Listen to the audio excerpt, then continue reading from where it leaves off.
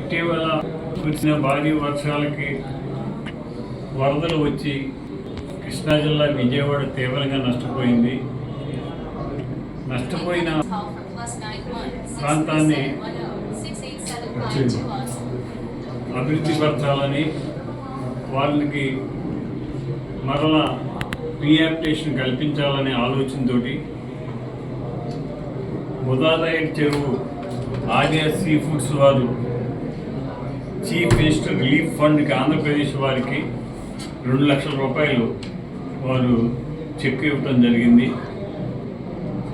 ఈ చెక్కు CM relief ఫండ్కి పంపిస్తామని చెప్పి తెలియజేస్తాం. విజయవాడలో జరిగిన కెలామిటీ, నేషనల్ కెలామిటీ ఏదైతే ఉందో దానికి నష్టం జరిగింది.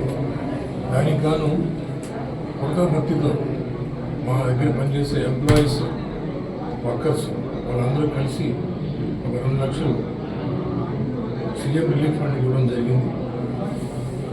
తొందరగా ఆ ప్రాంతం భద్రత నుంచి కోరుకుంటారని కోరుకుంటున్నాను.